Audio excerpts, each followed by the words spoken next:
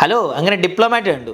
John അബ്രഹാമിൻ്റെ വേദയ്ക്ക് ശേഷം, വേദ പൊട്ടിയല്ലോ, ഇപ്പോൾ വേദയ്ക്ക് ശേഷം നല്ലൊരു പടമാണ് ഡിപ്ലോമാറ്റ്. ഒന്ന് രണ്ട് ഫ്ലോസ് അവിടെ ഇവിടെ ഉണ്ട്. അതായത് കുറച്ച് എക്സാജറേറ്റ് ആയിട്ടും കാണിച്ചേക്കുന്നത്. ഹൈ കമ്മീഷനിൽ ജോലി ചെയ്യുന്നതാണ് ജോൺ അബ്രഹാം, അവിടുത്തെ ഹൈ ഒഫീഷ്യലാണ്, ഡിപ്ലോമാറ്റാണ്. രേവതി മാം അഭിനയിച്ചിരിക്കുന്ന സുഷമ സ്വരാജ് മാമിൻ്റെ ആ ഒരു റോളാണ് അഭിനയിച്ചിരിക്കുന്നത്. അതേപോലെ ഉസ്മാൻ എന്ന് പറഞ്ഞൊരു ക്യാരക്ടർ, ആക്ച്വലി ഇത് റിയൽ ഈവൻ്റ് ആണല്ലോ, അപ്പം പക്ഷേ അതിനെ കുറച്ച് എക്സാജറേറ്റ് ചെയ്തിട്ടുണ്ട് ഇവർ. കുറേ കാര്യങ്ങൾ, കുറച്ച് വയലൻസ് കൂടുതൽ കാണിച്ചിട്ടുണ്ട്. ഒരു ഇന്ത്യൻ സിറ്റിസനായ ഉസ്മാൻ എന്ന് പറയുന്ന ഒരു കുട്ടി ലവ് അഫെയറിൽ പാകിസ്ഥാനിൽ പോയി സ്റ്റക്ക് ആവുന്ന, ബുനേർ എന്ന് പറഞ്ഞൊരു സ്ഥലത്ത് സ്റ്റക്ക് ആവുന്ന സ്റ്റോറിയാണ്.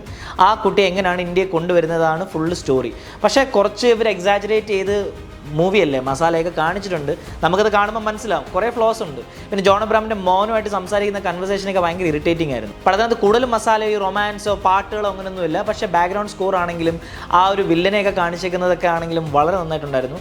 ഇൻസർജൻസിനെയൊക്കെ കാണിച്ചേക്കുന്നത് ബ്യൂട്ടിഫുൾ, ഇറ്റ് വാസ് നൈസ്. പടത്തിനകത്ത് ഹൈ കമ്മീഷൻ കാണിച്ച ഓരോരോ ടാക്ടിക്സും ഓരോരോ ക്ലെവർ ഐഡിയാസ് കാണിച്ചിട്ടാണ് ഈ കുട്ടി എങ്ങനെ കൊണ്ടുവന്നു, ഇതൊക്കെയാണ് ഫുൾ സ്റ്റോറി. നല്ല രീതിയിൽ പ്രസന്റ് ചെയ്തിട്ടുണ്ട്, നമുക്ക് കണ്ടുകൊണ്ടിരിക്കാൻ പറ്റും. അപ്പോൾ എന്തായാലും തിയേറ്ററിൽ തന്നെ പോയി കാണുക. ആ ഒരു എഫക്റ്റിനും ആ പെർഫോമൻസും പിന്നെ ജോൺ അബ്രഹാമിൻ്റെ സട്ടിൽ അഭിനയമായിരുന്നു ഇതിനകത്ത്. നമ്മൾ സാധാരണ കണ്ടേക്കുന്നുള്ള അഭിനയമല്ല, but it was very good.